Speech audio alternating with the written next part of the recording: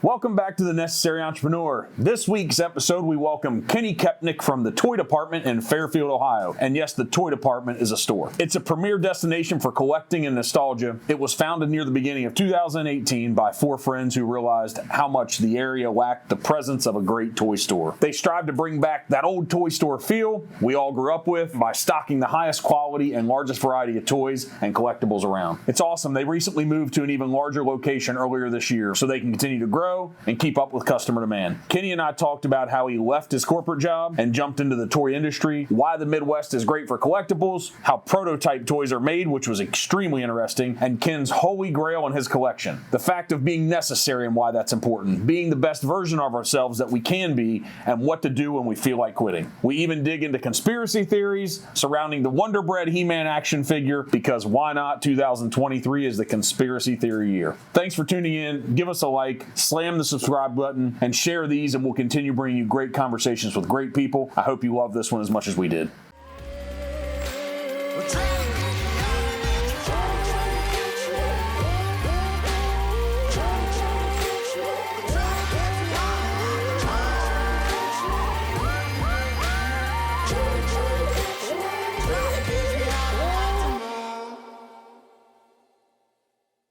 Somebody told me, man, I don't know, does that look like me? Look what they did to me.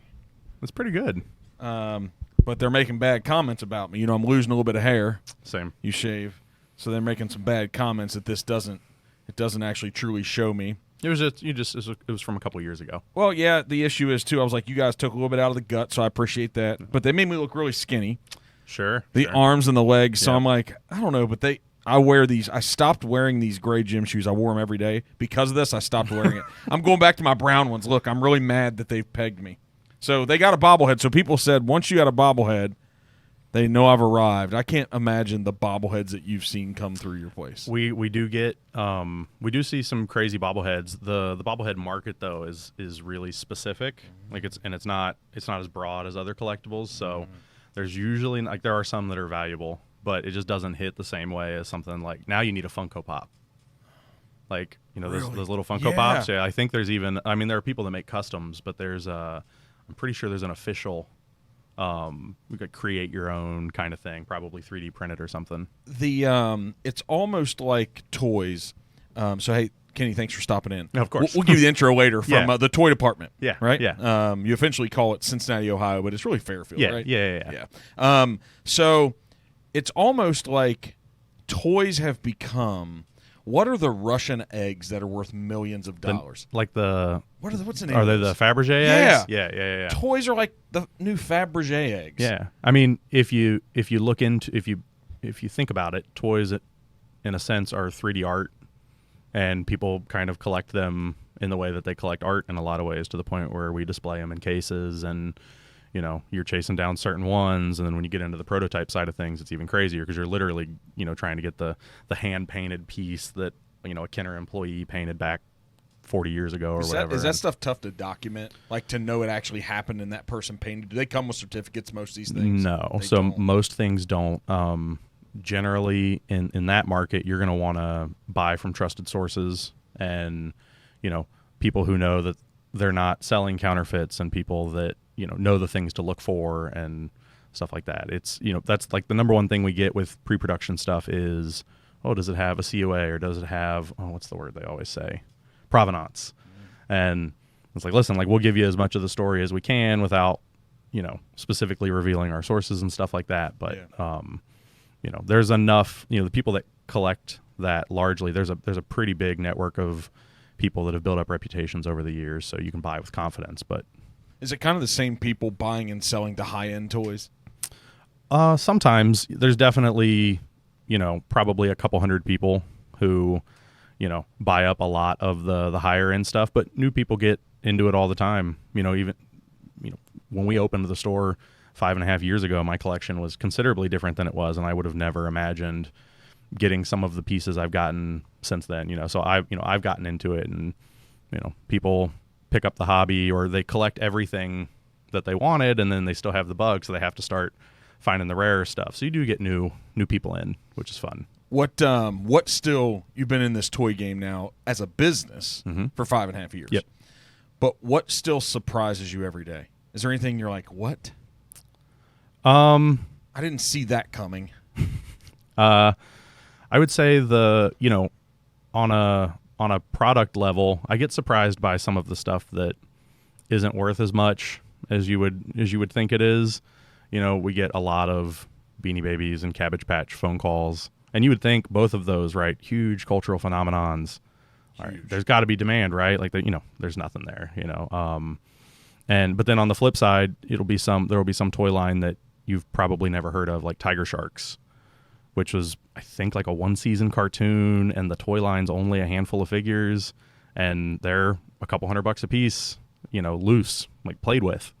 And, you'd be like, wow, there's that much of a fan base for these out there and so that's always one of the biggest surprises for me still, is just finding the things that people are enthusiastically passionate about versus the stuff that people could completely give or take, that I'm like, this is awesome. How are more people not into this? So. What drives demand? What do you see? Like what drives this? What makes those Tiger Sharks but not Care Bears or Beanie Babies now? Because they were highly sought after and very valuable, and then they're just not. I mean, so to do the latter question first, with beanies, it's specific that they're just, people don't want to buy them. Right? There's a ton of supply because everybody collected them to collect them.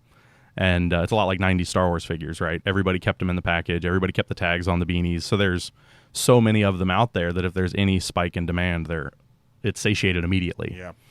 But the overall driver for the industry is, largely nostalgia. People who have strong emotional attachments to their toys. We get this all the time from customers who, the two things we hear the most are, I had that when I was a kid, and if only I hadn't played with that, or if I'd kept it in the package or whatever, it'd be worth so much. And my counter to the second one is always, if you hadn't opened it up and played with it, though, you wouldn't care about it, and then it wouldn't be worth anything to you. Like, the destroying of the big LJN wrestlers and beating them together, the big rubber wrestlers, those memories are what make them valuable to collectors. It's what makes, people, adults, want to go back and track them down and pay hundreds of dollars for them sometimes. Would that little guy, that little wrestler, whoever it was that was just stretched his hands like crazy, would that be worth anything? Yeah, the Stretch Armstrong kind of guys. Yeah. The problem with those and what makes them valuable is, age. They tear. Yeah. So finding them without tears is it's. So toys are valuable when we don't play with them as toys. Come on, man. Yeah. It's the catch-22 though, right? Like, the better the condition means the less they were played with. But the more they were played with, the more you love them. Yeah. And so I can't. You guys aren't the baseball card shop, but I can't take the baseball card out of my wheels. Right when we were kids, and I taped them, and I can't bring them into the shop and say, right. guys, they're all bent up and look bad, but doesn't work that way, does it? I mean, if it's the right card, you know what I mean? Like, whether it's comics or toys, at the end of the day, like, if you have a $10,000 piece, even beat up, it's not worth $2. But, yeah, it's... If I had $10K to drop and I just walked in your store and said, I got $10K cash, give me the best thing you've got. Oh, I'd probably walk you over to the prototype case right now. We've got a couple really cool sort of pre-production pieces. We've got like an original packaging art for like a 90s Batman figure from Kenner, which is a great local piece of, toy history. And, that's going to be sort of the bang for your buck, both value and coolness factor. Okay. Yeah. So to have something like sitting on the table, if somebody walks in, they would know, like, oh man, what's that? Yeah. Okay. Yeah. Yeah. Do you have to know the toy business though to know something like that? Sometimes, if you have the right character, like that Batman art, for instance, at the end of the day, it's Batman, and it's a hand-done piece of art, so it's going to look cool. Some of the figures, obviously, you'd want to have like an iconic character, but a lot of times you're going to have to pay for those iconic characters, because everybody wants Darth Vader. Is it like buying a, in sports, you're taking a risk if you buy a high-valued rookie card? Sure. So what's that in the toy business? Like, you're rolling the dice. I'm buying something for investment. It's new. What is that? Is there an example like that? Do people go crazy over new things in the hope that the value is going to be extremely high? Yeah, speculation's really rampant in the collecting community. On sort of the more broad level, you get into like the Funko Pop like convention exclusives and chases, and they have a whole like NFT series where you have to like buy an NFT and redeem it to maybe get a physical product. It's a whole thing. But even at retail, people will go buy the newest Boba Fett figure and put it in their closet in the hopes that, in 10, 20 years, it might be worth more. The problem, I guess, with doing that now, and not that they didn't do it in the 80s too, but is the reissue thing is pretty rampant too in modern toys. Companies have gotten savvy to the eBay business model, and they're like, oh, everybody's selling this Spider-Man for $80 on eBay. Why don't we just run another one through the factory and make that money ourselves? Happens a lot, doesn't it? Yeah, so, even like Star Wars Black Series has been around for over 10 years now. They're these 6-inch Star Wars collectibles. And the first couple waves of figures were pretty expensive at the time. Well, they've gone around and they've redone almost everybody now. And it doesn't mean that, in 20 or 30 years it might not be worth something again, but it just depends on how long you want to wait. Are toys, if you keep them in the packaging and never open them, are they numbered? Like, do you have like one of 3,000? Sometimes. There are certain companies that have done that where they'll say, they'll literally stamp on it, like you said, one of 3,000 or whatever the case may be. Going back to those Funko Pop exclusives, they're really good at driving that side of the business model. But like your average Star Wars figure isn't. And as far as I know, most companies aren't that open with production numbers anymore. But even the one of 3,000 kind of thing makes me chuckle, because there was a wrestling company in the 90s that was really all about like one of 500, and I think it was Jack Pacific. And there was always the speculation though, where it's like, you said one of 300, but like, if somebody sat down on the internet, I bet you they could find 400 pictures of this photo. Everyone has one. Yeah. Like, because at the end of the day, like, did they really make that? It's hard to say. That might drive the skepticism might drive the conversation though too. Yeah. What's we're in a world of conspiracy theories now. Give me the best conspiracy theory in the toy business, because we just touched on one. Yeah. But what is it? What's the best conspiracy theory? I mean, it's more of an unsolved mystery, but there's different theories on it. There's this figure from the 80s, commonly known as the Wonderbread HeMan or Savage HeMan. So it's your classic HeMan figure, but he has like brown hair. And there's all sorts of theories. There was a point where the reason he got the name Wonderbread HeMan was there was this whole conversation around he might have been a mail-in promotion tied to Wonderbread, but then I'm pretty sure that was disproven a couple years ago. And then the wife of a guy who worked at Mattel at the time said that it's not even an official thing, like it doesn't exist. And her husband said it doesn't exist, but I've had dozens of them. So it does exist. Finding one sealed in a mail away baggie, finding the ad that promotes the mail away program. There's no paper trail for how this figure exists. It's just out there. We know it's real. We know it's desirable. But we don't quite know how it was made. I think the most recent speculation was that there was a mail away campaign where they would just send you a random figure, and that was one of them, and that it was never advertised because maybe it was supposed to be a Conan-esque figure, but they couldn't get the rights. That's always fun to talk about at conventions or in the store, because everybody has their own sort of thoughts and ideas on how it happened. That's exciting. So my thought is, I knew nothing about it until now. They probably made it wrong.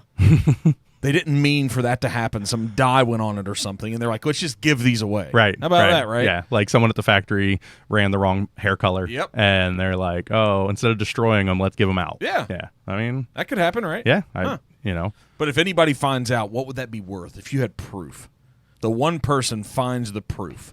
I mean, it would be the talk of the community for sure. I guess it would depend, right? If you have the sealed in a mail away envelope with like a flyer, if you have like the total package that like answers the question, and a nice loose Wonderbread HeMan's worth probably $2,000 or $3,000. So if you had one, if you have the only one sealed in a mail away baggie with all of the paperwork or whatever, I mean, maybe you're looking at a $10,000 toy.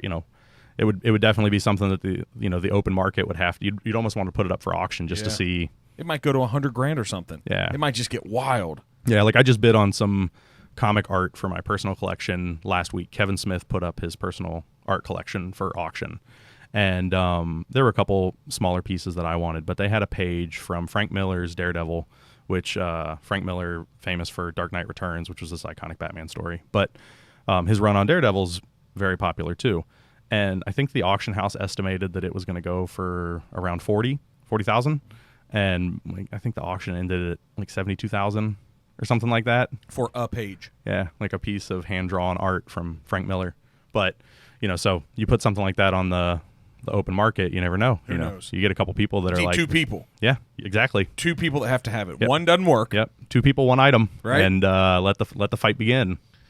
If you could have one toy... Ooh. One. And all the rest go away. And every time you go home at night, that's the only one you get to have. Oh.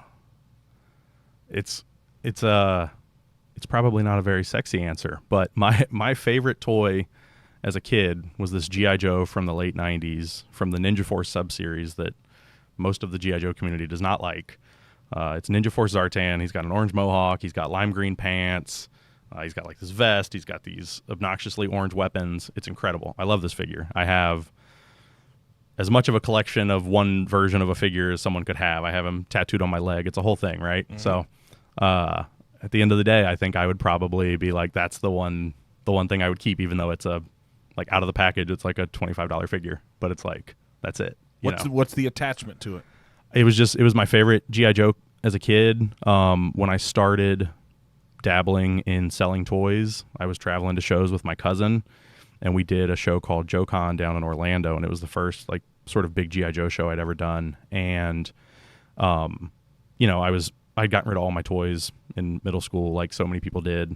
And I was talking to people there about like, oh, my favorite G.I. Joe was this, and I was unearthing all these different memories, and just like the friendly ridicule that I got when we pieced together who my favorite G.I. Joe was, and like, because I was born in '87, so I'm young for most G.I. Joe stuff, which started in '82, and and I remember that figure being so cool when I was a kid. He was in every fake battle I built out on the floor, and it was everywhere. And then it sort of built up an energy around it with my friends, and I sort of the next year at the big G.I. Joe show, I did a costume for it, and it was fun, and I don't know, just again that nostalgia, right? Yeah, it's your nostalgia. Yeah. Yeah.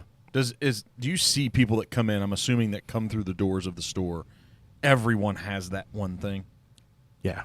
They all do, right? Yeah.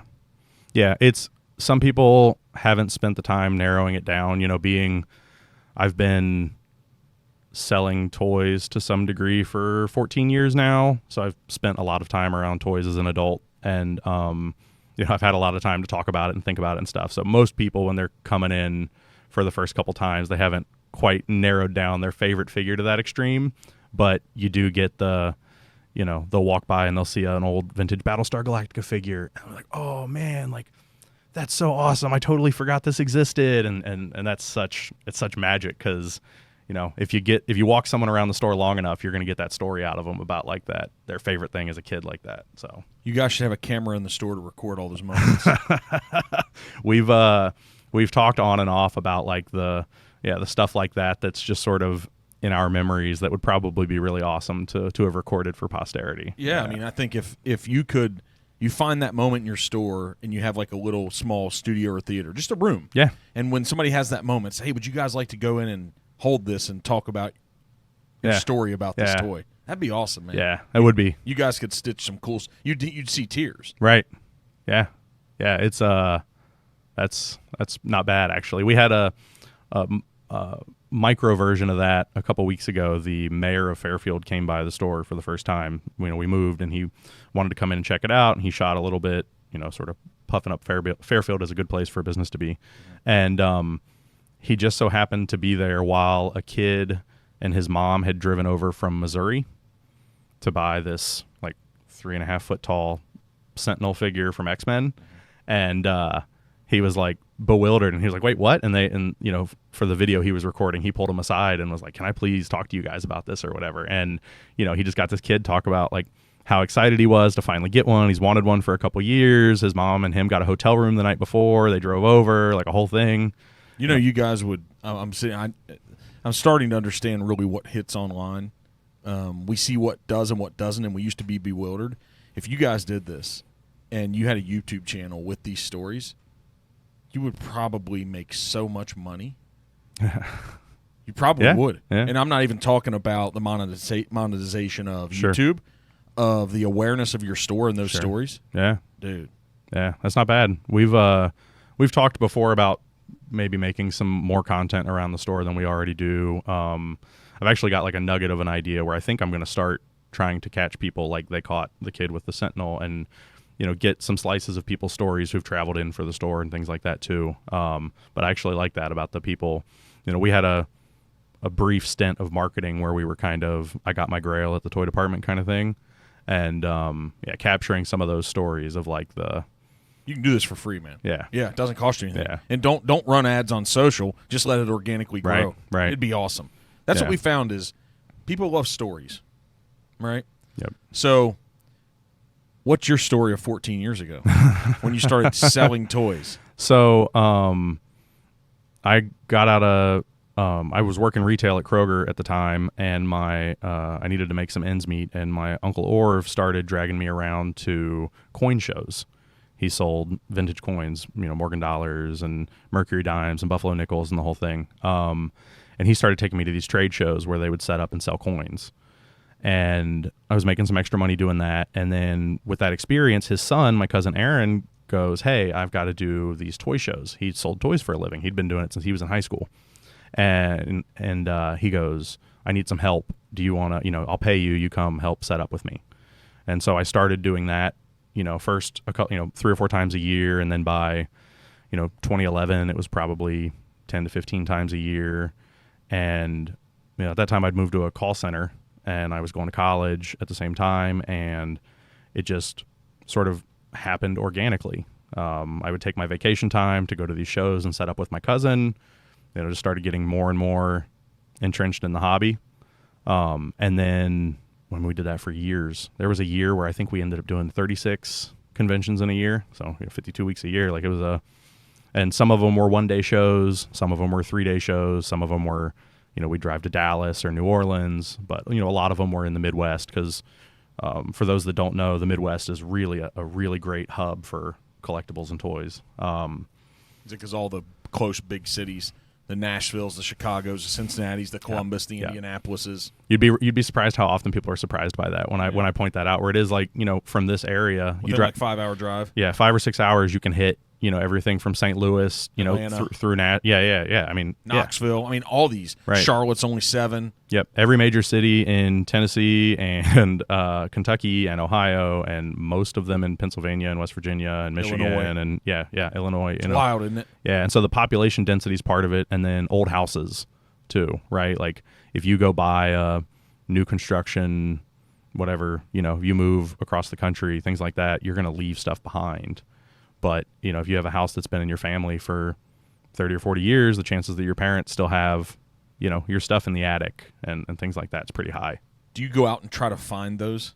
Sometimes. We used to do more of that before we had a brick and mortar to care after. And honestly, that was part of the, I guess, when we opened the store, initially, the idea was to have a hub where people could bring stuff to sell us.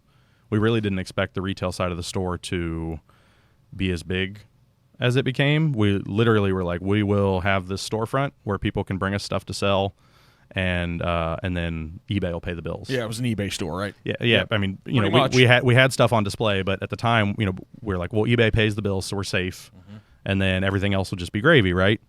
But we still go out. Big estate collections and giant basements full of things and storage units full of things. There's still some of that for sure. And we try to market a lot because, 98% of our inventory is secondhand like that, whether it's walk-ins or stuff we've found in the wild. We have a couple wholesale accounts, but by and large, it's all secondhand. What's the best find in the past, 2 or 3 years that you got where you made huge margin? You got it for $5 or $10 or $1 and it was worth. What's the one? Man. Because there's probably a lot. I mean, the biggest find we had was we had a guy. It wasn't necessarily a margin thing. Like we didn't get it for $10, but we had a walk-in, and the guy had 2 rocket-firing Boba Fett's, which were a prototype Kenner toy that they canceled because some kid choked on a Battlestar Galactica missile. And they were like, oh, well, we can't put a rocket-firing mechanism in this figure because kids are going to choke. It was a prototype. Yeah, and they're, $100,000 to $200,000 a piece. And you were able to acquire them for? Can we say the profit once you sold them? Then what was the profit? I don't remember exactly. I think we might. I better not say. I don't want to speculate. A lot. Yeah, A it lot. was a lot. It was a lot. Yeah. So these the guy was very happy with our offer. He knew what he had. Yeah. And we both felt that we were on fair terms and we were happy to get them. Yeah. But that was a huge find for us. But and if I had one of those, it would sell for now what? I mean, good condition. It fluctuates, but I think I've seen them sell as low as 1 1/4 all the way up to, I think there was one that sold at auction for over 200. It kind of depends. Yeah, what's that $75,000 spread? Some of it's I'm sure some of it's condition, some of it's demand at the moment, right? Who's got that money lying around that wants one? How many of them have been up recently? If someone's sold 4 or 5 of them at auction recently, some of the demand might be satiated. There's only so many people that want to spend $200,000 on a 4-inch piece of plastic. That's wild. That's wild. Yeah. How are those prototypes made? Like if it was sitting here, how do they make the pieces? So they would. Are they carved out by hand and put together? Are they? So it depends on the stage of production. Back in the day, they would do like wax sculpts initially, sort of proof of concept stuff, and then you would get the mold. You'd get resin hard copies, and then eventually they would do test shots where they would run actual plastic through the molds and sonic weld them together. Is that the prototypes normally we're talking about? Yeah, so test shots and first shots, they're going to be the most common because of the durability, longevity. Well, yeah, and there's more likely to be more of them. Every toy line has test shots. Every company runs their toy through the molds to make sure that the molds work and that the plastics, Testing. the plastic. Yeah, exactly. They should have caught the missile thing before the kid choked, right? Right. They just didn't. Yeah. It slipped and through. I don't want to speculate. I don't think he died either. They just realized like someone will. Yeah, it's also weird because I think 10 years later, all the Batman toys and Predator toys and stuff all had springs in them again. So it was just a weird moment in time. But so would you see me walking through the doors? Would you be like, "There's a Lincoln Log guy versus a Lego guy"? Sometimes we can tell, but honestly, having the retail space for as long as we have, it surprises me. A lot of times, I've learned to not make assumptions about what people are into because we'll get the button-down 65-year-old guy who's in there for anime figures, and you could do the stereotypical like, oh, this is the girlfriend who's just here kind of thing, but she's the bigger collector and she's got, she's into way more stuff. People will want to default a lot of times to, oh, well, girls' toys and boys' toys and stuff like that. And it's like, there's guys that have bought Barbie and Monster High, and there's girls that are, elbow deep in vintage Star Wars and Transformers, and it's pretty crazy just to see the wide spectrum of people and what they're into. What about some good old He-Man? Oh yeah, yeah. He-Man's a classic. It was right there with G.I. Joe went up, right? Yep.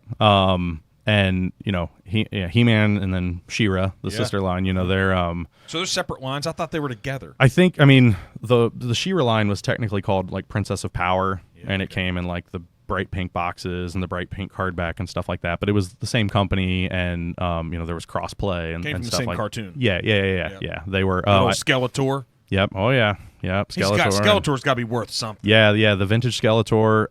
If you get nice complete vintage He-Man figures, some of them, there's plenty of $25 and $35 figures, but there's, depending on the variations and the condition and the completeness, even loose they could be a couple $100s. And then the carded ones, if you find carded He-Man figures, I think we have 7 or 8 of them out in the store right now, and they're anything from $150 to $600, something like that. Wow. People love the big play sets from that too, right? Castle Grayskull, Snake Mountain, Eternia is the big one, the giant. We actually just did a show in Columbus in August called PowerCon, and it has its bones as a He-Man show on the West Coast, and they recently moved to Columbus and started trying to make it just a general toy show, but they have a lot of carryover from what they were for like a decade or whatever.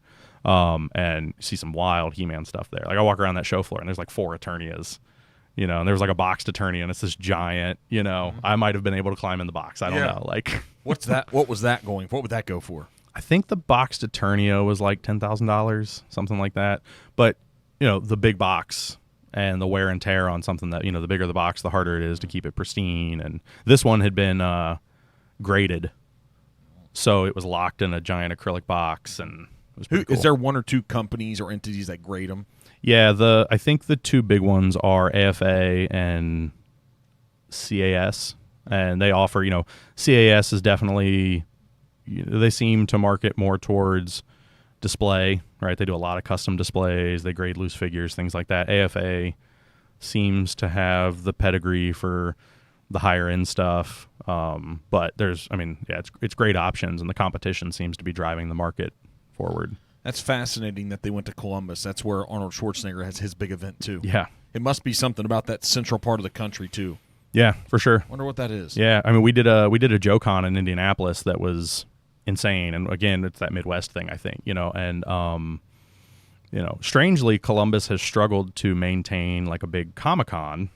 Many people have tried in the 15 years I've been paying attention, but there's a show I think that finally has a decent footprint up there that might be able to carry it through. And I thought PowerCon had a great attendance, and it was, I think when Mattel walked away from the show, Mattel decided they wanted to sort of do their own thing. Yeah. And I think there was maybe some calculus of, well, we can put this show on in Columbus for 25% of the the cost or whatever. Mm-hmm. So are comic books a part of the toy world? There's a lot of crossover. Okay. When we opened up our location originally, we opened it up in a shopping center in Fairfield, specifically next to a comic shop that we were friends with. We knew there would be a lot of crossover there. It was also, it was a fabulous location and a great deal too. But you see a ton of crossover, especially with the older books. If someone's into higher end superhero collectibles, they're going to dabble in the comics too. What about some good old WWF figures? Oh yeah. Big time. Wrestling's huge. We have a whole aisle dedicated to wrestling. It's everything from the old LJNs and the super colorful Hasbros, and then a lot of the new stuff. It's probably one of Mattel's biggest lines, their WWE license, and then that new promotion, AEW, has a pretty ravenous toy line. And then there's even a couple indie companies now that are making, like Heels and Faces is making this retro sort of Hasbro style figure. There's people that are doing like Boss Fight's making figures for some of the luchador companies. Some of the Mexican stuff. Yeah, which is really fun. And so we try to have a little bit of all that. And we actually have, I don't know when this comes out, but I think it's October 22nd. Dan Housen, he's an AEW wrestler. He was on Ring of Honor for a while. He's got this really cool like face paint costume thing, and he like puts curses on people, and he's a great dude. And he came out a year or two ago with some friends and did a signing at the store. And he's got a new figure coming out, and he decided that he's going to go on a tour of some of his favorite toy stores and sign his new figures, which is kind of like cool, right? He's treating his figure release like a book release, which is kind of fun. He's coming to you guys. Yeah, and he's gonna come out for a day, which is really fun. That's awesome. Yeah. Will he bring a certain amount of figures with him, figurines, or they have to have their own stuff, or how's that work? I think if he can get a couple, or if we can get a couple, we'll try. Just because there's always people who want something last minute, and we have another figure that someone made of him that we'll have available too. But largely I think it's going to be sort of on people to bring them. What's one of your best wrestling, little Ultimate Warrior or something with the? Do you have any good Ultimate Warrior stuff? There's it might have sold. We had an LJN Ultimate Warrior that was pretty expensive. I think he was like $400 or $500 loose. Wow, that's pretty good. We have a really cool uncut like vintage WWE like sticker sheet in the case, which is really fun. We got a bunch of carded LJNs, and we have some of the later series Hasbro figures that are pretty rare. Like I think we have an Atom Bomb and a couple of those guys that those are always really fun. And this is they're not quite as popular, but you remember the wrestling buddies? Yes. The big, we've Yep. got, we have like 6 or 7 of those out in the bottom of the case right now. And, I had a buddy growing up who had some of those. So I'm really like into the idea of them. So seeing them again's super fun. Do you have a casket with the Undertaker coming out of it or something? That'd be pretty good. I think a couple companies have made one. I don't think we have one right now, but I think, every couple years someone seems to release him with a casket. God, that guy was huge, an enormous human being. Yeah. Right. Yeah. And I mean, an icon in that industry too. What about I mean, Andre the Giant?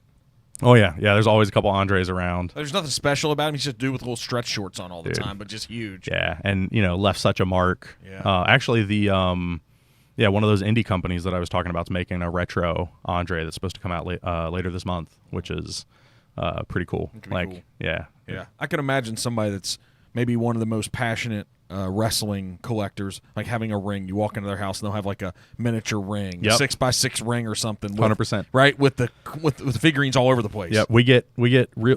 There's in the last probably decade or so, there's been what they call real scale rings, where they'll actually do it so that like it's in scale with the figures, and we get guys. Sometimes they'll bring them in to sell when they're getting out, or we'll just see pictures and they'll pack that ring full of figures. It's great though because it's a toy line that has like a built-in display with it, right? That's awesome. Yeah.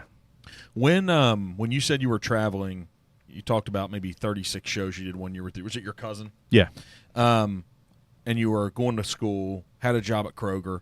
When was the moment that you stopped working the other job to do this? When did that happen?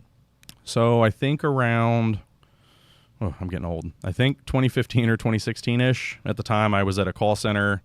I was doing shows with my cousin, and I had just started my master's, and I was really burnt out at my desk job. My corporate just was gummed up in the gears. It really wasn't fulfilled. I was having a really hard time staying focused. I was blowing past all my metrics, but it just wasn't satisfying.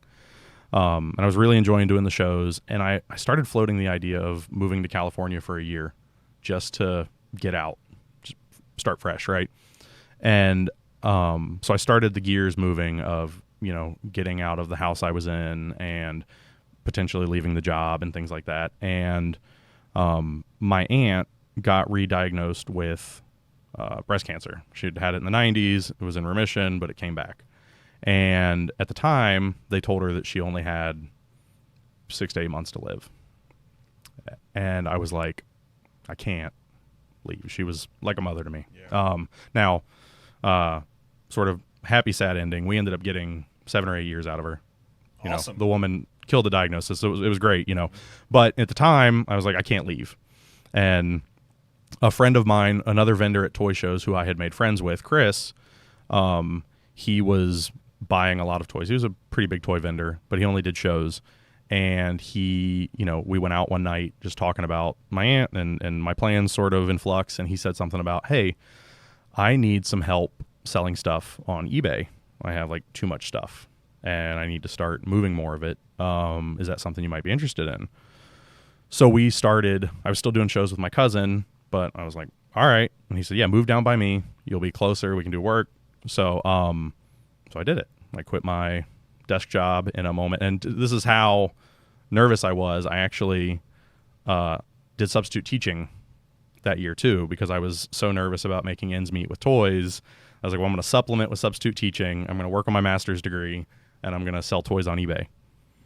And I did that for a year or two, and then right around when I graduated, it was a couple months after we graduated, Chris brought the idea up of like, man, what if we started looking for we'd bought a really big collection, and it was going to be a lot to move through eBay, and waiting for shows or traveling with it was going to be tough. And he was like, I've shopped a couple different locations over the years and nothing's ever worked out, but I kind of want to look into it again. So we started, driving around. We wanted to be in the greater Cincinnati area, for the Kenner connection, but also for traffic purposes. And it didn't take long. We only looked at 3 or 4 properties before we found that shopping center in Fairfield. So, what does a toy guy get his master's in? So, business. It wasn't planned. It was when I started that call center job, they had a tuition reimbursement program. Would you go to Xavier? No. So I was up in Springfield at the time. Okay. So I went to Clark State, which was a community college, got my 2-year. Then I did Franklin online for my 4-year, and then I did Indiana Wesleyan for my master's. But it was literally like, okay, well, I should do some college because I'm 20 years old, and here's what they'll cover for reimbursement. So I guess I'm going to get my associates in business. And then it was like, okay, like they still have tuition reimbursement, and I have the habits built up for school, so why would I stop? So I'm like, all right, I guess I'll go for my bachelor's.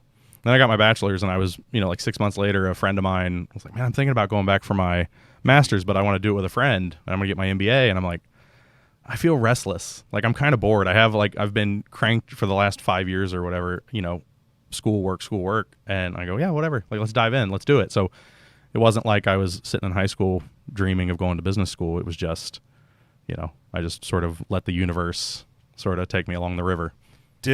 What'd you learn getting your MBA? What'd you learn that has helped you now? It's okay to say nothing.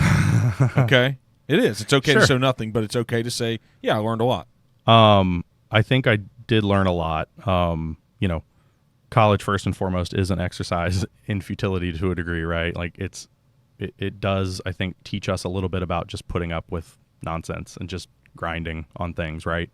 But I do think it matured me.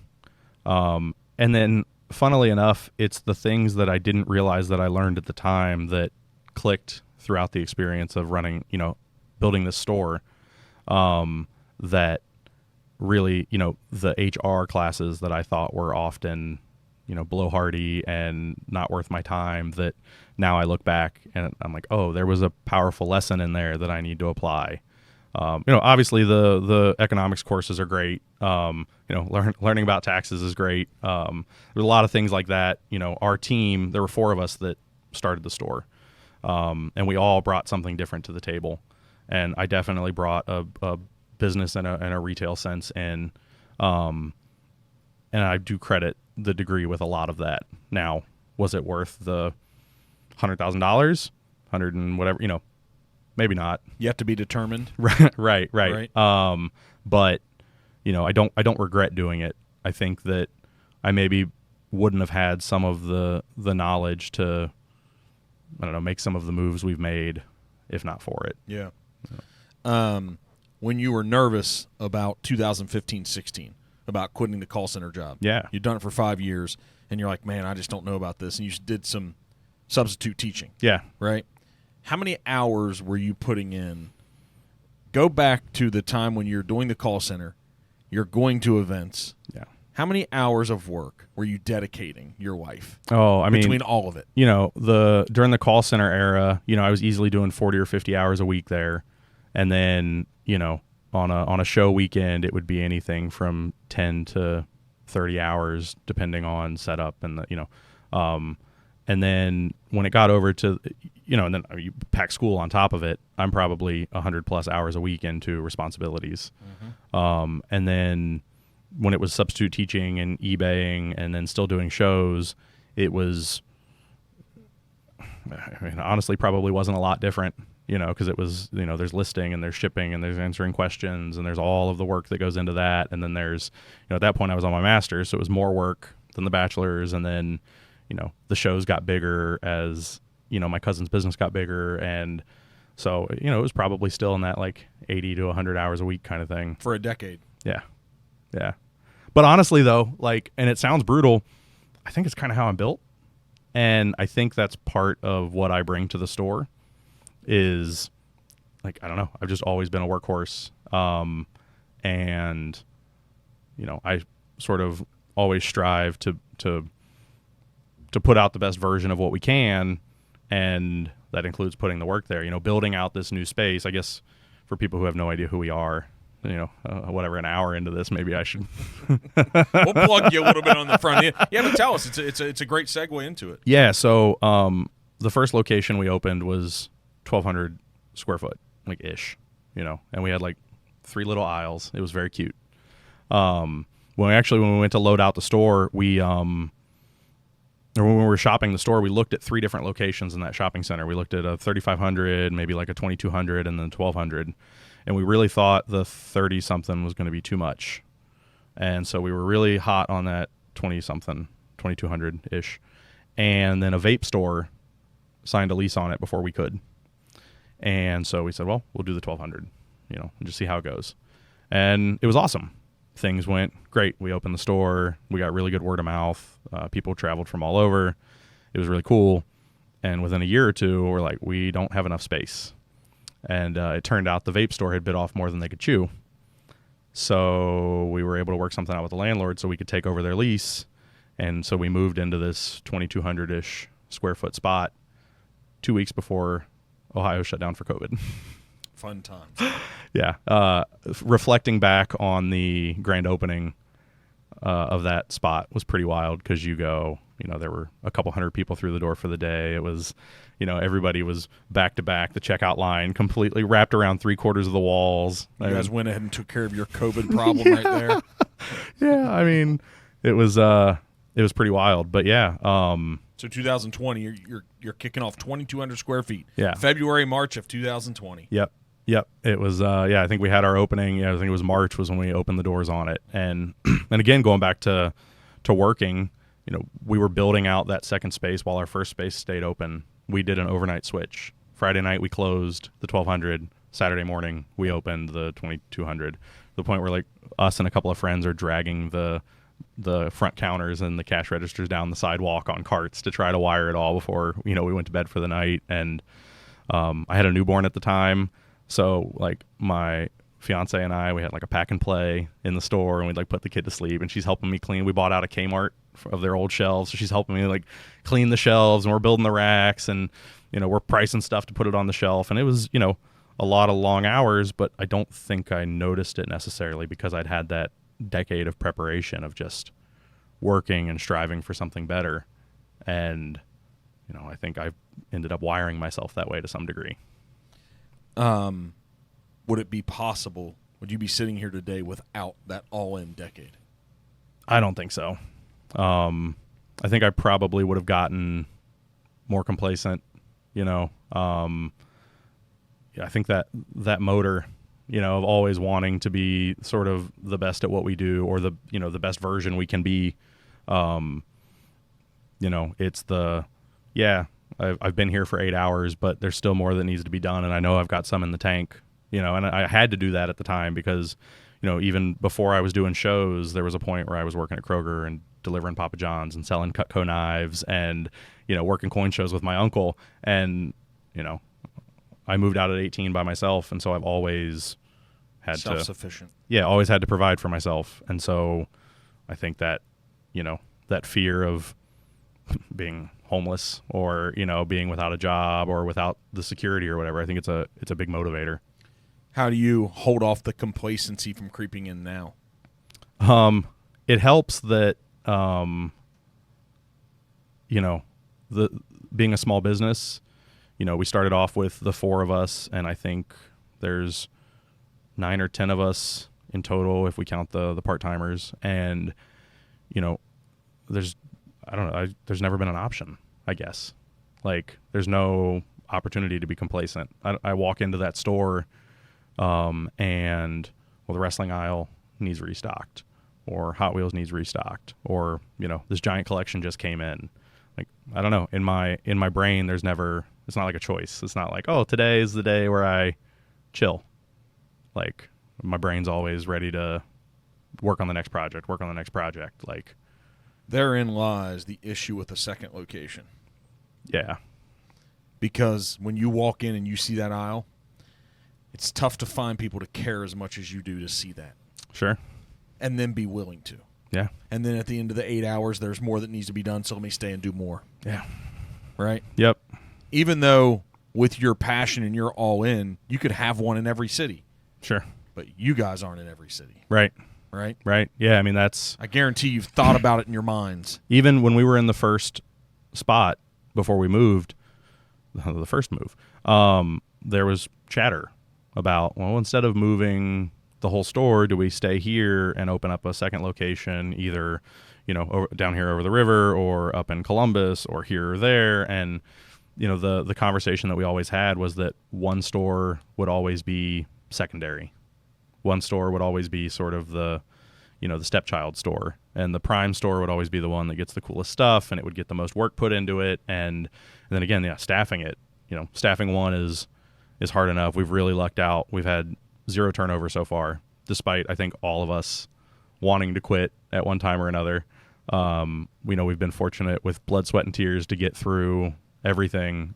We have a really tight, really incredible, hardworking team, partially due to the meticulousness in which we've staffed, because we know that, we all know at this point the work that's going to go into it, and the last thing you want to do is bring someone in to be disappointed because, they don't quite mesh with the culture.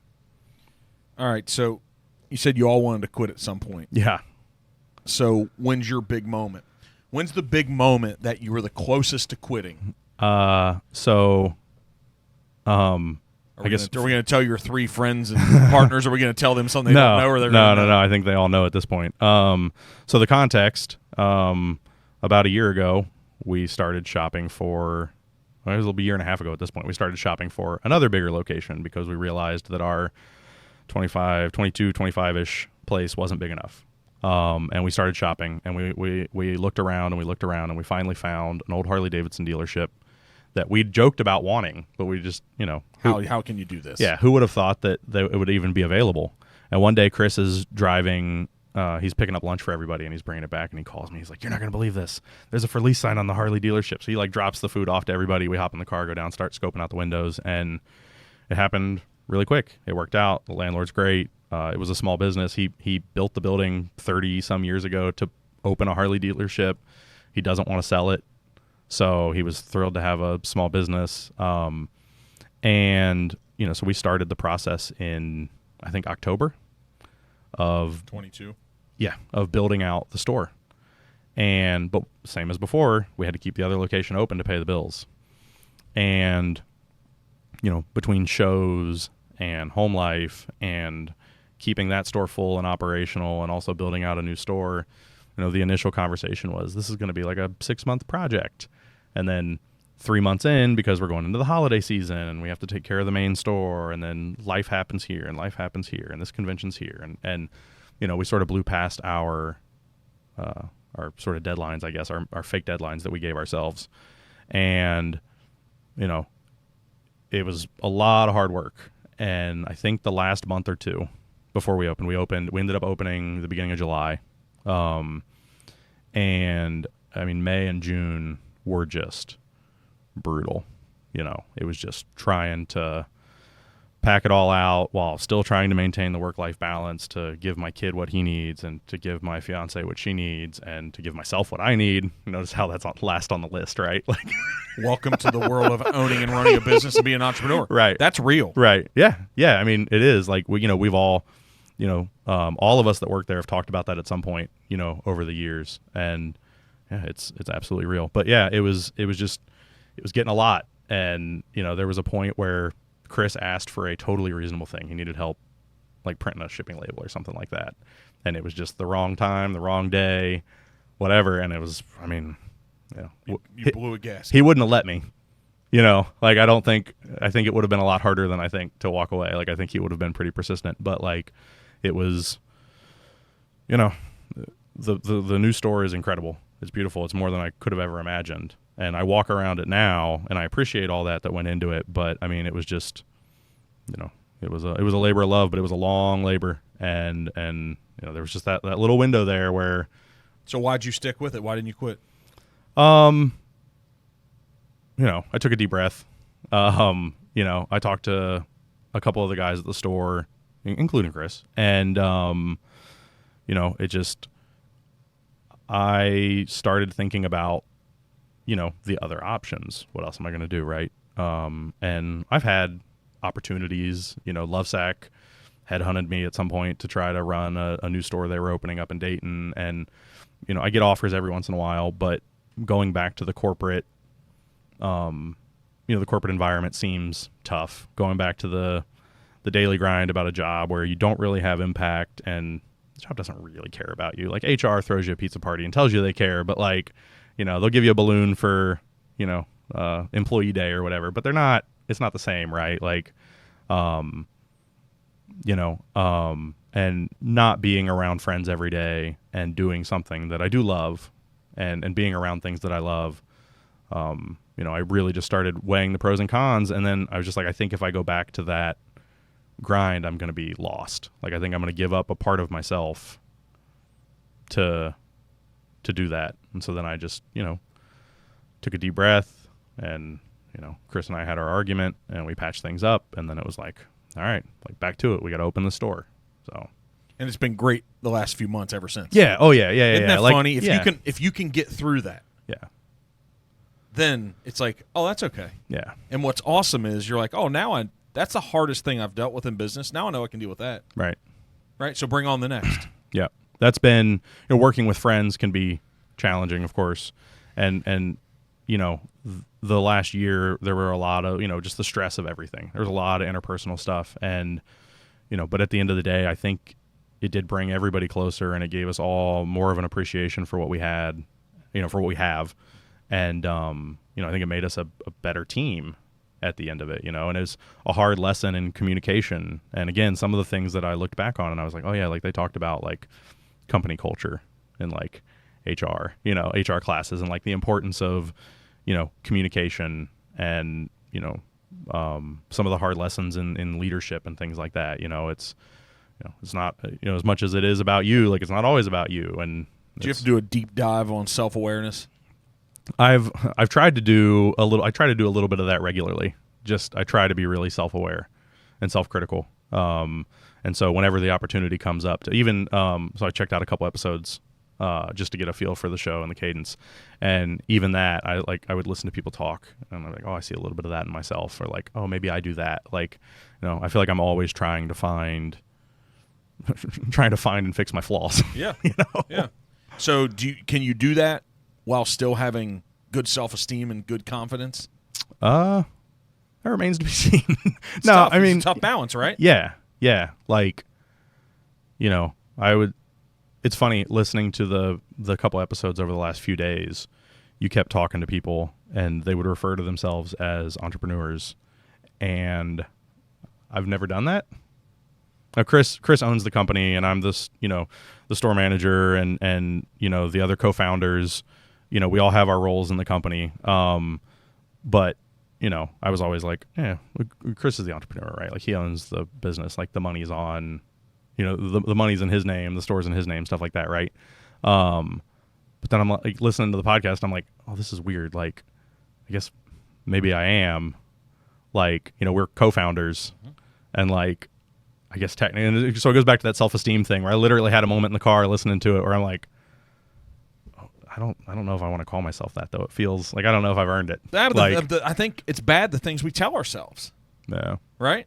I mean, if you would reflect and you would tell your story and to anyone and talk about this story of 14 years and the all-in and the decade of sacrifice, and here's what I know from being in business for a while, and also being in the retail world before I was in business, right? I know that, like, the name of the podcast, it's really about being necessary. Like, I felt that for me to have the life I wanted and to live out the vision, it was necessary for me to become an entrepreneur. But really, when we show up in people's lives, necessary, that's what just happened with you and Chris in July. I don't know if he shared it with you, and he'll listen to this. Sure. But I know he had some moments like, I can't lose that guy. Sure. I don't want to run this business without him, because if I do, man, look how necessary and essential he is for my business. So that is entrepreneurial, that you have totally dedicated yourself and gone all in and put yourself in a position where it was necessary for that business to operate, for you to be there. Yeah. You've lived out this thing, man. And so we tell ourselves so many times, I think, that just real quiet inside. I think there's times there's this lack of belief. And we tell ourselves, well, maybe not, or I don't know if that's me, or the negative self-talk that doesn't feel like negative. I think it holds us back, because what a guy like you should look at is like, look everything I've done, and other people who have already achieved more than you guys, like, why not? Why not? Your history says you can. Sure. And we don't tell ourselves that enough. Yeah. Yeah, I mean, I like to think that some of the self-doubt and stuff keeps you keeps you humble and maybe makes it so that you're humble. Right. Well, I mean, No, it's like fuck it, man. Because I mean, seriously, and I'll let you get back to it. I used to live in that same world. If nobody's coming to save us when things get bad, it means it's on you, right? Yeah. And so I think what we can do is we can be appreciative, right? We can be, we can say, hey, the part of humility that's okay is to say, as a human in general, I'm not any better than the other human, but you're doing shit that other people aren't doing. Sure. Screw humility there. The store that you guys have built, it's probably the best toy store. Johnny's Toys went away, right? Yeah. It's probably like the best toy store in what you guys are doing in the whole city. Am I wrong? I mean, I'm biased. Well, of course you are, but right? Yeah, I mean, it's, people would make that case. Okay, Yeah. so it's top 3. Yeah. I don't even know what the other. It's Yeah. top 3. Yeah. Look at all the other people that have had the thought, Sure. the hope, the dream, and they didn't do it. No, you're doing more than them. Screw humility at times. Sure. So anyway, you can talk about being humble now. No. And like, I think you're onto something there. Mine was more, I guess, in the self-reflective sense of being like, just knowing that I'm capable of mistakes and that I'm not necessarily always right. And like, asking, maybe it's the wrong word, right? But asking myself, doubting my decisions before I do them in the sense that maybe it'll make a better one. Yeah, that's not good. You're working through that though, right? Yeah. Because what have you done for 14 years? Taken action, Right. and learned a lot of hard lessons, and things have never worked out the way that you planned, but that you took action and keep going, it worked out. Sure. And that's one of the nice things about the team that we've built too, is that we have this very much like self-sharpening system too, where it is like, whether it's conversations with Chris or Matt or Blaze or Paul, or we have these conversations where we bounce our ideas off of each other too. We've really tried to create a culture where we can have conversations and ask questions and get opinions on things. And so hopefully that, curbs some of that too, or, the willingness, I guess, to listen and talk to other people and stuff. And those are, recent lessons. Man, growth is hard, isn't it? Yeah, it is. Yeah. Yeah, you go like, oh, you're going to move to a store that's 3 times as big as your last store, right? Like, that's it. No, that's not it, man. It's, so it's like literal, like professional growth is hard, and then like emotional growth is hard. And, again, it's just blood, sweat, and tears makes it all. Why is it all worth it? Why is it worth it? Because, and when you answer that, like, is the price you have to pay worth the cost? I mean, it feels like it. In the now, I guess we'll never know for sure until we have the hindsight of, missing this thing or that thing to do the work. Was it worth it, right? Like, if it pays off, then yeah, it was worth it, but if it doesn't, then it wasn't. It's a weird thing, but I would say in the short term, it all has been. I get to walk into work every day with friends, surrounded by people I love, supporting the other businesses of friends who have independent toy lines that we're able to carry, to be in a, the toy community in general, whether it's other stores, whether it's customers, whether it's, fans, like, it's incredible. And being immersed in it is great. And so it feels worth it. Like, when I walk into work, it doesn't feel like a chore. It doesn't feel like those last couple years at the call center where I would like have to, I'd drag myself in. I'd show up 5 minutes late every day. I'd leave 5 minutes early. Like, there's a point where I was literally like, when my mouse was here, and I'd like do one of these, like take a little desk nap, and I don't do that now. You don't have a case of the Sunday nights? No, I have a case of the Monday mornings where I wake up and my brain is immediately like, here's all the things that need done, But you're ready to go. Yeah, ready to rock. Even doing this, I'm like, on the way down, I'm like, all right, when I'm done here, I'm going to go there. I'm going to do XYZ. Like, the guys are going to do ABC while I'm gone. Like, but it's exciting, and it's so cool. Yeah, I think what I've learned too, the conversation we had right in the beginning to kick it off, I'm like, hey, man, I don't know if I'm right or not, but the idea popped in my head like, hey, you should do that thing. You never know what's going to come out of conversations and moments like this. Yeah. Yeah, we'll have some views. These guys will create an awesome short or a reel, and we might have it get 3 views, or it might get 600,000. Right. Like one that Josh Sneed had talking about Dave Chappelle. Right. It's crazy, man. It's everywhere in between. But by taking action and just doing things, stuff happens. Yeah. Ideas kick off. Yeah. And then all of a sudden it's like, oh, man, maybe we can do that thing. How hard is it when you come up with the new things to do to still focus on operating the business without getting the periphery affecting you too much? It's been tough, but I think that's also part of why we've really just focused on doing what we do great. I feel like there's so much we could talk about, but one of the things that separates us from other stores is that we don't ship our product. We don't have an online presence at all right now. We used to have a modest eBay store where we would sell a couple hundred items a month, but the meat and potatoes was the in-house. And when we moved, the eBay store shut down, so we don't even do a couple hundred items a month on there. It is all focused on, if you want to shop with us, you got to come visit. It's that old school feeling, right? And you got to go to the toy store and see what's there. When we opened the store, the whole shtick was, your favorite childhood destination is back, and really honing in on that nostalgia. And so we try to really not get distracted with the new ideas. If somebody voices something that it's doable in the existing framework, then it's like, yeah, let's do it. But, when someone starts wanting to talk about a second location again, it's like, but like, what's it going to take from what we're doing now? And is it worth it? And I mean, we even have that with conventions at this point where it's like, man, is this show big enough for us to want to be gone 3 days? Can we do more? Will the store benefit more if we're here for 3 days, or if we're out there meeting people and advertising the store and, selling toys and converting new customers? And, because it all comes back to focusing on, not losing sight of the main project. See, there's the professional growth piece for you guys. From all the experience, you can have that systematic conversation. Yeah. Right? Yeah. And if the exchange is going to be worth it. Yeah. And hence the benefit from all those years of going all in, of learning all those micro lessons that now you can apply. Yeah. That you can make these decisions with kind of definite outcomes. Yeah. Like, should we exchange these 3 days for these 3 days? And you have the information that you're like, yeah, what was this attendance at this thing last year? Right. Okay. This one's going to have 30,000 versus that one's going to have 2,200. Right. Right? Yeah. That's the conversations you have. Yeah, it's definitely part of it, right? It's, okay, what's the guest list going to be like? What kind of people are going to come out for it? Do we have the product that's going to appeal to them? What's their attendance like? And, are we going to be able to make enough money to justify it? But then we do something like Cincinnati Comic Expo, which just happened at Duke. And, that one's a no-brainer, though, because it's in your backyard. Yeah, like physically, it's going to drive your location. Yeah, I mean, I literally spend the entire weekend handing out business cards and explaining to people that I'm 2 miles away from Jungle Gyms. How many times was I like, what? So you were talking earlier about one of the biggest surprises. The biggest surprise to me is that there are avid toy collectors with collections that are worth thousands and tens of thousands of dollars that still don't know we exist.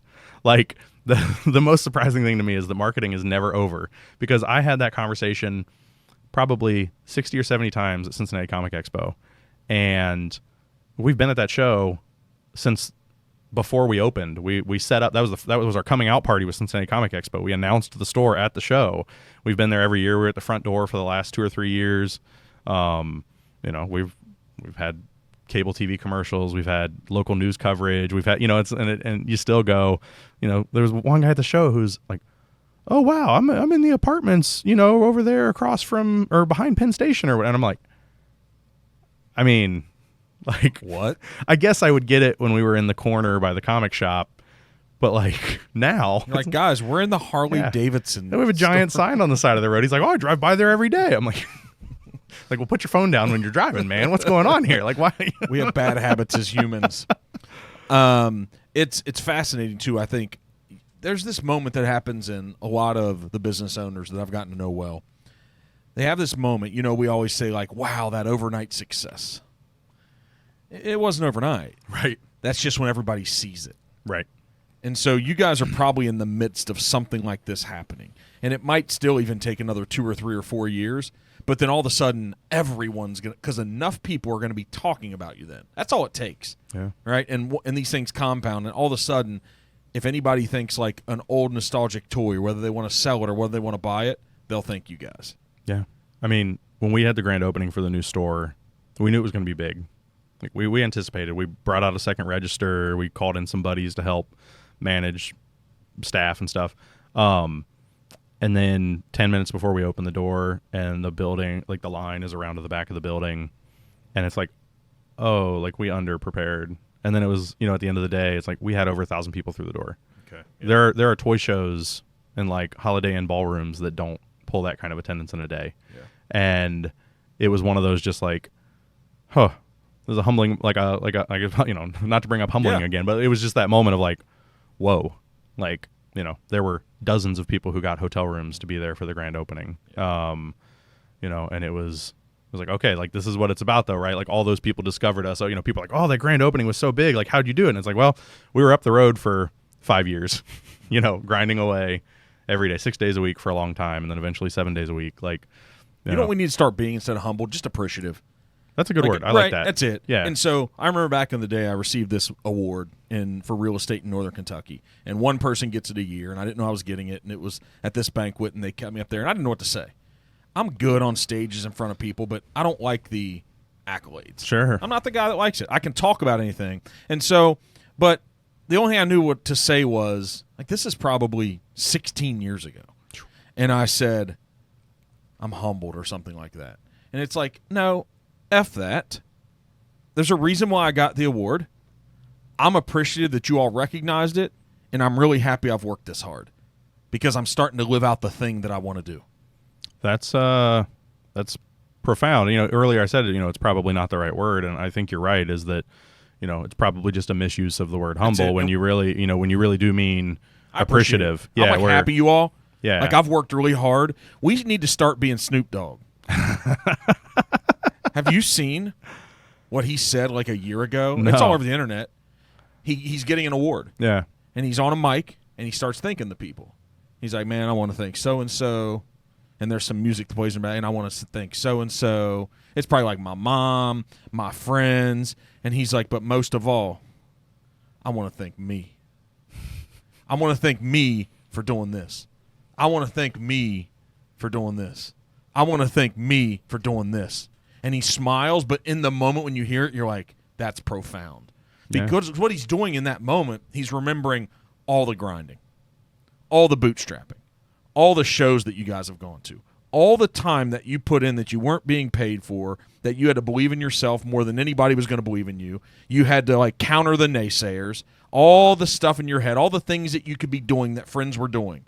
And it is time to like, I do need to thank that guy. I need to thank the guy from 8 years ago. I need to thank the guy from 6 years ago. I need to thank the guy from 2 years ago, because if not, yeah, you're living the life and it's paying your bills. That kid and that mom wouldn't come here from Missouri.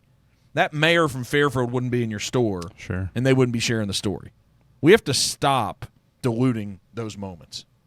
Yeah, I mean, that actually seems like it would probably be healthy for, you know, for a lot of people to recontextualize where, you know, it is, you know, I guess loving yourself is kind of a hard thing. And for some people it comes across as, you know, arrogance. Arrogant. But I think doing it in a way where it is appreciative and thankful for yourself, you know, thankful to yourself, you know, obviously be thankful to the people around you that, you know, got you there. But you too. But then, you're right. Like it is that thing where, you know, when you really think about it, you go, okay, like, so my, you know, my aunt, my uncle, and my cousin, and like, you know, Chris and James and Matt, like, you know, they've all contributed to my life to get us, you know, where we are now.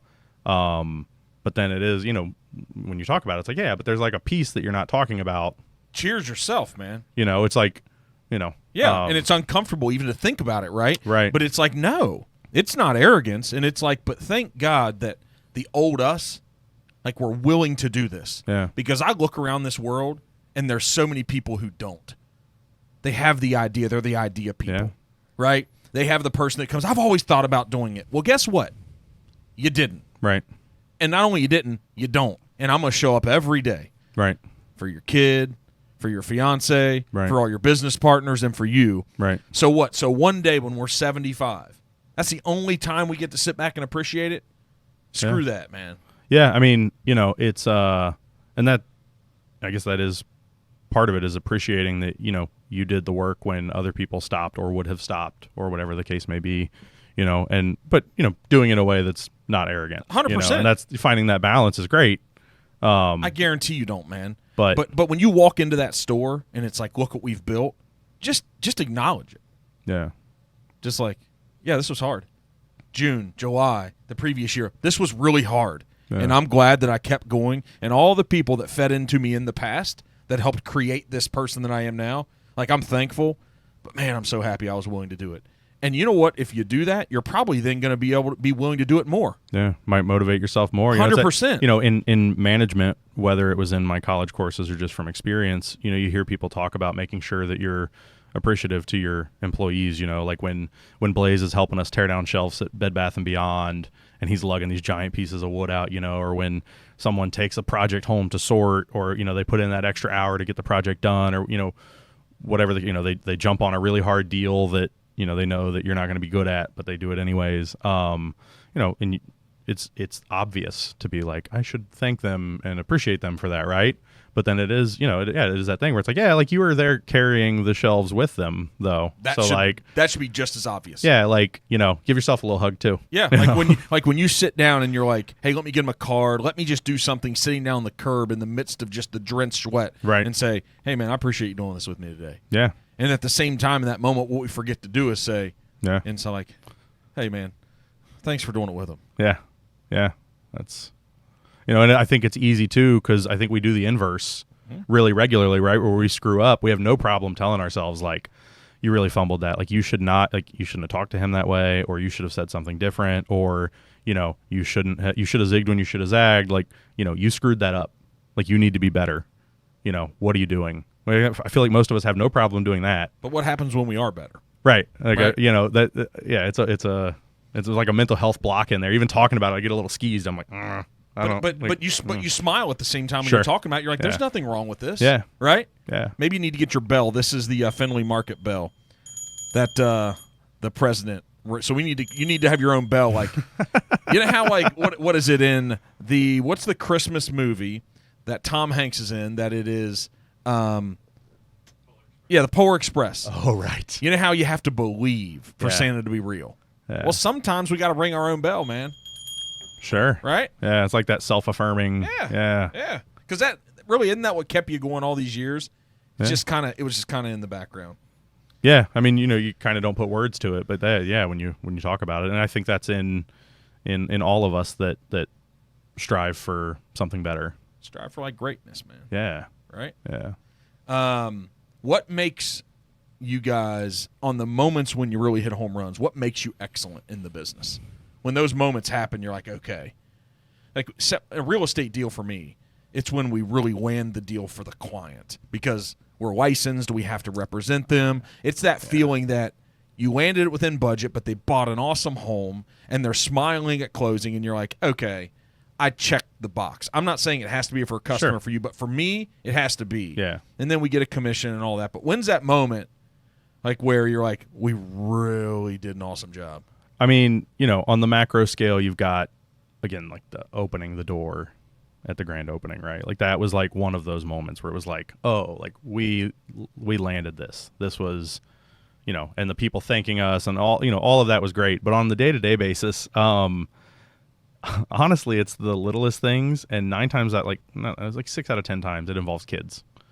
Like I was set up at Cincinnati Comic Expo, and this little girl found this Harley Quinn like baby doll thing, and her dad bought it for her, and then I took the money and I gave him the cash, and I went to turn, and she just like ran over and hugged my leg and was like, I've been looking for this for months, thank you so much. And like that's awesome. It's the it is those are the most satisfying, like we nailed it moments where it is, someone comes in and they come in for a specific piece and we've got it and we're able to help them find it and they love the price and they're ecstatic with the experience, and it's like, that's it. We buy toys, we pay cash for toys. That's how we get most of our inventory. And that's a tough process because you're negotiating. It's our job to get it for the best deal we can. It's your job to get the most money out of it that you can, and there's always a tension and negotiation there, and some of those turn out nice, but that's tough. So I guess the easy answer is the selling to the end user, and if it's the helping someone look for a Hot Wheel of the car that they had when they were a kid. They're like, oh man, I'd love to get a Hot Wheel of this. And I'm like, all right, man, I'm gonna stand out here on these pegs with you for 20 minutes and we're gonna look. And it's a $2 car. Like, I'm going to spend $20 or 20 minutes to make that $2. But, like, it's going to be great because you and I are going to have that moment of, like, yeah, we did this. Like, this is awesome. And they probably come back, though. Yeah. It's not just the $2. Yeah. we're only human. I'm sure that there are people out there who have had less than stellar experiences, and I would love to, whenever we get those kind of reviews, I like to tell people, like, please come back, like, let's talk, like, let's see, what we can do, like, give me another chance, like, we're here to build these relationships, but when it lands like that, we had Ethan Page and Dan Housen and Mark Sterling out for a signing, and or when we had Austin St. John, the original Red Power Ranger, out for a signing too. In all of those instances, there were people who broke down crying in line when they were meeting, this person, and then coming up to us afterwards and being like, like, thank you for bringing them and having this thing. And it's like, that boils down to us having the store, building the store that can have the opportunity to have, the variety items that we have, so we can have that one item for that person, or so that we can, be successful enough that we can bring someone in so they can have that experience of meeting their favorite childhood, icon. And so those moments, I mean, for sure. Do you make sure when those people are thanking you for all this, do you also have like your jar from church, like, hey, we're working hard. Like, we'll take your money too. We'll take the donations. I know we made you smile. Does that equal giving us a couple bucks? We're that's the one of the most touching things about the store, and we got just a mega dose of it at the grand opening and the weeks following the new location, is the gratitude and the support from the community, both the toy community at large, but also locally. And the people who come in, we're a small business and we're a retail business, and we're competing in a world where, 90% of what we have, you can buy online if you're willing to pay the price someone's asking. And people choose to come into us. People will say, hey, I canceled my pre-order on Big Bad Toy Store and came in and bought this Animal Warriors of the Kingdom figure because I saw you got them in, and that's awesome. So when we're able to have those moments with, like, whenever we've brought the celebrities in, or every year for our anniversary, we do a big giveaway. We started off, we gave off a USS Flag, the 7-foot G.I. Joe, yeah. And then we gave away a Jabba sail barge, which was a HasLab from a couple years ago. And then after that, we started doing, like, lots, where we'd have like 6 different things, and you'd put your ticket in, and then, so we'd give away a hot toy, or a vintage yak face, and all these different things, right? And we've always looked at that as, obviously it's marketing, but more importantly, it's giving back to the community that has supported us for, coming up on 6 years, and it's incredible. Did you guys think that you could survive when you first started not being an online business? Because everything we hear in this world now is it's online. Now, I'm sure that you have a presence. Your website's probably awesome, where you have awesome. I mean, just showing what you have. Yeah. It doesn't need to, like, you just need to see it. Yeah. So I bet you take a picture and put it on there quick. Yeah, everything that goes out, we photograph, we do a spread, post it up, our Instagram, Facebook, website, it's all on there. So there you go. So you're doing social and you're doing a website. Yep. So you're kind of online. You just have to come in and buy it. Yeah. It's not being in e-commerce is... Did you think you could have survived that, not doing it that way? Did you even think about it? Well, so, I mean, at the beginning, no, but we had a very vibrant eBay presence. Like, at the time we opened, we were having, we would have 500 or 600 items up for Buy It Now, and then we would probably run another, like, 200 items at auction. So we were churning anywhere from 500 to 1,000 items a month on eBay. Before, the second store was really when it clicked, where it's like, oh, eBay's a back burner thing. Like, eBay's a way for us to vent weird stuff or overstock, like just things that we have too much of that's selling slow out of the store.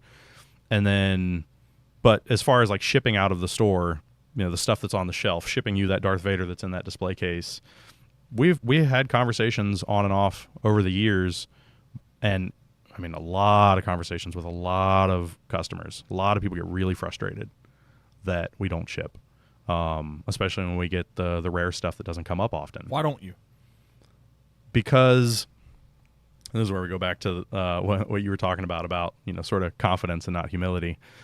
Because if we shipped everything out of the store, especially at our prices, all the good stuff would ship to either people that are going to scalp it, or to overseas or the coast areas where it's harder to find, and then our store would be full of the same stuff that every other store is. It would be packed to the gills with Power of the Force 2 figures for $4 a piece, and Playmate Star Trek. All the best stuff would be gone, and people would have no reason to come in store. And we wouldn't be a destination.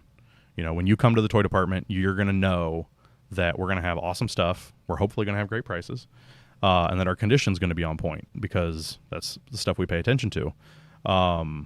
And people come for that. We've had people come in from Germany, people come in from the UK, people come up from South America, people on road trips across the country stop in. One of the local toy shows actually made a map of Ohio with all the toy stores on it, and we put that on our counter because, for us, those are our peers. They're not competition. You hit our store, you hit all of our buddies at the same time. Go over to House of Plastic on the other side of town, go hit O'Smiley's, go up into Dayton and see Mike's Vintage and Route 68, Springfield for Roma Collectibles. There's a ton of them. We're so fortunate. But, we that when you come in, there's going to be great stuff, because we're going to post these items. Anecdotally, I posted some strawberry shortcake stuff on Friday night, and I had 2 people that night ask me to sell them the entire stack and ship it to them, 8 or 9 items. How much would that have been? Probably $1,500. It was just some rag dolls, but they were boxed and they were really nice, and they don't come up often. They were kind of hard to price. At the same time, I had multiple messages from people asking about the prices. One lady was like, "I'm going to be there at open tomorrow. How much is this one and this one?" I had another one who was like, "I'm going to be in there on Sunday." And the reality is, and then of course Saturday and Sunday we had people messaging to ship, and I go, "Listen, if I shipped, they would have sold to that first person who messaged 5 minutes after the post went up, and you wouldn't all of them. Yeah, and you wouldn't be able to get them anyways. So whether we shipped or not, you're not getting them. You probably still wouldn't get them. And this is, by the way, after 5.5 years of not shipping. So there are a lot of people that are coached that we don't, so they don't even ask anymore. But if we open that floodgate, the odds that by the time you see it 2 or 3 days from now that it's still going to be available. And then, the business reality of it too, it takes so much time. We'd have to triple our staff or more. We have to have over 50,000 items out for sale. And to make all of that available for sale online, to answer the questions, to send the photos, to do the shipping, to do the pricing, to chase people down for non-payment, all that stuff. I ran our eBay store for, the entirety that we had it. And dealing with all of that, the amount of work it took me, the amount of time it took me, it's not a great business model, at least not for us. Yep. And we tell people all the time, there's plenty of people that are more than happy to ship their stuff and sell online. We're just doing something a little different. So I hope that one day you get a chance to come in and check us out and see what we've built. So you guys are running this in a confident manner. You are. It's worked. Yeah, that's what I'm saying. All those things are, and there's nothing wrong with it. That's confidence. Yeah. Here's why we're doing it. Here's our principles and values. Even if it makes more sense because it's profitable for the business, sure. But still, maybe there's some really nice altruism mixed in here too. Well, yeah, we're building a brand. We're building something for the community too, right? There's hundreds of people now where we are their local toy store. They come to us they don't even buy online now. They wait for us to get it in, or they hope that we're going to get it in, and so it's more fair to them, and we've built that trust and that reputation. And I mean, the evidence is at 5960 Dixie Highway that it works. It works. And again, it goes against the conventional wisdom. The amount of times I've had hundreds of messages and phone calls and text messages over the years about how the business is going to go under because we don't ship. You know what works? Local works. Local works. Again, we would just be doing the same thing hundreds of other people doing on eBay and whatnot and Mercari. We could do that, but then we're just what everybody else is. It's what Josh Need's done with Cincy shirts. Yeah. Local works, yeah, man. It's great stuff. It is, right? And if you execute the business well and have some good principles and operations behind it, you can absolutely crush and change your life and build your personal net worth and have employees that love their jobs and have consumers that love the experience. Yeah, local works. Yeah, and, it wasn't necessarily an inspiration, but I see the parallels now that we're closer to them with, Jungle Gyms, where it's Jungle Gyms is this huge thing, but, they're not sending employees up and down the Ireland aisle to go get the thing to ship it to you or whatever. Right? They've built an experience. You go there to see their weird porta potty bathrooms or to check out that awesome cigar room or, it's endless, the things that we can sit here and talk about. Yeah, you go get the coffee at the bar. It's incredible, right? You go there and people talk about it and then they want to go. And then when, we're not in the same conversation all the time, but we're in the conversation sometimes where people go, we're going to make a day trip. We're going to hit IKEA, the toy department, and Jungle Gyms. You guys, you know what you are? Here's the thing. You all are, I love it. Who had Who called it and came up with the name The Toy Department? Listen, that's snotty, man, and I like it. Here's why. Here's why. You know how people are like, the Ohio State University. Right. You guys are like, the Toy Department. Oh, yeah? Huh? I do that specifically sometimes, like very much in the same way that OSU fans do, where I drop the in there. Or they'll be like, you guys are Toy Department, right? I'm like, yeah, the Toy Department. Who worked at Toys R Us? I think Chris actually worked at Toys R Us for a while. So James, one of our original co-founders, he used to work at the Earth Toy Mall back in the day. They closed, I think, 15 or so years ago, but he worked there for years. And I want to say the Toy Department might have been like, I remember the best one I had was I thought that Earth 2 was pretty funny just because we had some heritage with the Earth. We were friends with the people who ran that store. We were doing a similar thing with our windows, and Earth 2 is like a nerdy DC Comics reference, you know. And that was the closest to clever I got. And then James, the way I remember it anyways, is that James sent Chris a mock-up of an image, and it was like, you know, the Toy Department, and then that's where it said your favorite childhood destination is back. And it was a teaser. And so, you know, I don't know if it was workshopped between them at some point or if it had come up, you know, organically, or if it was, I don't have to ask him about that when I get out of here. Like, I actually need to know the genesis now, but don't you? Yeah. I think I'm going to give James credit on it though. And it was like, as soon as Chris showed me that image, right, I'm just like, oh, that's it. That's it. There's some novel that I read where they talked about like knowing someone's true name, like gives you like a magic ability over them or whatever. And like, that's how it felt when it was like the Toy Department. I'm like, that's it. Like, there's not, we stopped talking about it at that point. It's like, okay, that's the name. Put it to bed, done. Yeah. And, you know, it's important to contextualize the era too, right? Like, Toys R Us had just shuttered everywhere. There have been significantly more independent toy stores that have opened up in the last, 5.5, 6 years.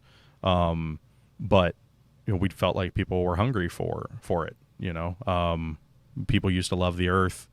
Obviously, your Johnny's Toys and your KBs and your, Toys R Us in its prime was fantastic. And, we really just wanted to bring back that nostalgic feeling from when you were a kid of like, I'm going to run to the toy department. They're going to have awesome stuff. It's going to be full of toys and you're going to walk out of there with something you love. Like, most kids have had that experience and we wanted to make sure we could bring it back. Do you guys have anything new? Do you run that stuff? So most of what we get is secondhand. So we do have a lot of like newly released stuff. There are a lot of collectors who will pre-order something, change their mind, pre-order something, see reviews, decide they don't want to open it, sell it back. We get a lot of stuff like that. We do some wholesale stuff. NECA makes Ninja Turtles and horror figures and things like that. And we order a couple cases from them just to have some sort of new popular stuff. And then we do a lot of new stuff with independent toy companies. Like, there's Four Horsemen and Boss Fight Studios and Spiro and Skeletron and Dime Novel Legends. And these are all, anywhere from one-man operations to 10-man operations that are making action figure toy lines. And we really try, it's another thing we do as part of a destination, is we really try to showcase and sell some of those products too. So yeah, we do, very recent stuff, but we don't buy, with between the margins and the aftermarket prices on stuff, we don't buy a lot of like Star Wars and Marvel toys brand new. We have a wholesale account with Hot Toys. They make these 12-inch, highly articulated, super detailed action figures from a bunch of your favorite properties. And we carry that, we carry those. So some miscellaneous things. Yeah, we have a mix, but it's like 97 or 98% of our inventory's secondhand. And so sometimes it might be the newest Spider-Man figure because somebody sold it to us yesterday. And other times it might be a carded LJN Andre the Giant because that's what we got. So is the holiday season big for you guys? Like, is it? Yeah, it is for sure. We sell most of our gift cards during the holiday season for sure. I love when we get the repeat gift card sales too, when they come back and they're like, I'm here again. He loved it, And then we do a pretty big Toys for Tots drive. Actually, I'm picking up my boxes tomorrow. Last year, I think we did 5 boxes full of toys, and that's everything from people buying stuff and bringing it in, or people buying stuff out of the store. And then we usually fill up a box ourselves too. Like, Chris likes to go through the store and make a box of stuff and throw some things in that maybe people wouldn't buy themselves. So that's great, and that drives business. But yeah, people are coming in for oddball Christmas ideas, right? You can't go to Target and get that vintage Star Wars figure for your uncle or your stepdad. there's a lot, I've seen the headlines coming out like Toys R Us is coming back. And it's like, we have sort of micro versions of that in Targets and Walmarts and Meijer and things like that already. And the struggle is that like, they don't have the cool stuff because they buy 1 or 2 cases of the cool stuff and it sells immediately, usually to scalpers that are going to go sell it online or whatever. Right. And then just left with the same stuff that you have everywhere else. And so because of the diversity of our product, I think people like to come to us for holiday shopping because we're going to sometimes we'll have the new thing, but we'll also have something that your favorite collector missed out on 2 years ago. Or you're going to surprise them. It's going to be that gift. 40 years ago. Yeah. I mean, sometimes you'll see some people get wild where they'll be like, I know this Ghostbusters collector. We love when people come in to do the sneaky buy where they come in with like their kid or their spouse and they're like, I'm going to buy this for them, but I don't want them to know. Is there a way? Like, it's so much fun. Yeah. Can you see it happening? Yeah. Yeah. For sure. And like, I'll try to, we'll try to go up and be like, hey, like, you need some help. She's like, yeah, like, can you put this back there? And then like, I'm going to go out to the car, but then say I forgot my wallet and then come, like, or something like that. We even had a lady one time leave her cell phone at the counter on purpose. So she had to come back. So that she had to come back for it. And she bought the figure and then like stuffed it in her pocket, or, so that's great. And we get that, a lot around the holidays where it's like, I'm going to buy this $500 figure that he keeps looking at and I'm going to stash it, but like I don't want him to know. So, they'll run it out and stuff it under the car seat or, that's awesome. People spend money on these things when it makes them feel good that they otherwise wouldn't spend. Yeah. Like you just brought up $500. I'm like, it's a lot of money. Yeah. Yeah. Well, so at Cincinnati Comic Expo, there was a couple that was in from Australia. They were coming to town for like a month and they were set up with a friend and they sold like custom Ghostbusters stuff. And we had a really nice collection of sealed Kenner Ghostbusters that we bought from a Kenner employee.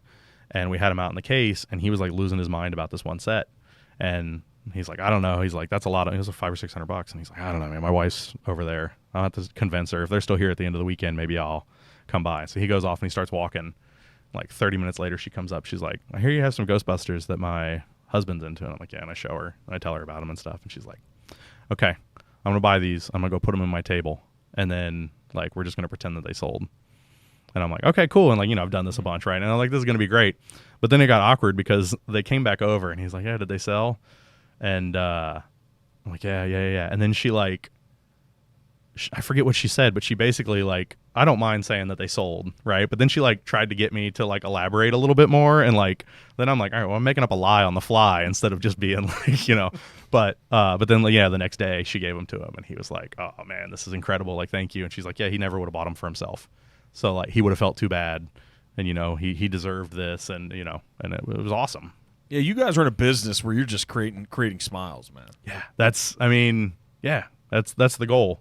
Whether it's again the kid that's getting the Spider-Man toy that they want or it's the the adult that's getting his favorite Redline Hot Wheels from when he was a kid that he it's a 45-year-old Hot Wheel and we've got one in pristine condition, which is the way he remembers opening it, and it's what a great business to be in. And you get to make money doing this. It's great, like everything has its downsides, but we really just cling on to those great moments, those excitement, the people standing at the door at 11 a.m. when we open because we put something out the night before and they got to get it, people still here. Yeah, people running over on their lunch breaks, like, I got 30 minutes and it's 10 minutes each way, so I got to, mad dash, and it's so much fun. Yeah, it seems fun. Yeah, like if anything, this is like a really good appreciation boost for like the store because just talking about it, I'm like, yeah, man, this is awesome. Yeah, you guys are making a difference. Isn't it weird? You're just selling toys and old toys, but you make a difference. Yeah. I think it's our job to try to make people smile. Yeah. Throughout life, because life's hard. Yeah. It's hard. Just the shit we have to do. It's hard. Yeah. For your fellow humans, I think creating as many smiles in a day as you can is a great thing to put out into the universe. Makes up for the frowns. Right. Yeah. Well, thanks for coming in, man. Yeah. Talking about the toy department. Yeah. No problem. I appreciate you having me. Yeah, man. In Fairfield, Ohio, you guys will get a bell. Who would have a bell? Who has a bell in the world of comics? Where's there a bell associated? I mean, I'm sure there's a bunch of them. I'm sure Batman's butler had a bell at some point. Ooh. Alfred, there's probably a bell associated with Alfred. Can you not have a good size Alfred sitting here with a bell when something amazing happens? You guys, that'd be pretty good. We could probably get away with that. Like ring the bell. Yeah, that'd be good. Yeah, there's got to be like a deep cut too. Like there's probably some superhero that beats people over the head with like a remake of the Liberty Bell or something, But, something. Yeah. I'm pumped, man. I'd love to see you guys do this to record these stories. Yeah. That'd be awesome. That'd be awesome because I know when I see on social media when you hear people talking about good stories and things that made them happy, those are the good things to watch. There's enough of the bad shit out there, so right? Yeah, that'd be really cool to see that. I don't think people would even necessarily need to identify with the nostalgia of toys to watch these moments. Right. Yeah, you just associate it with human joy. Yeah, that'd be awesome. Yeah. So well, congrats on the new location, man. Thank you very much. I appreciate it. Hopefully, all the challenges are in the past. I mean, it's a small business. There's challenges every day, but I guess ones. It's worth getting out of bed. Yeah. Until it's not. I mean, hopefully we don't have to move again in 2 years. It'd be nice to take a break from moving for a while. I mean, you guys, if you have 6,000 square feet, is that what you have? It's like the showroom's like 6 or 7, but the building's 20.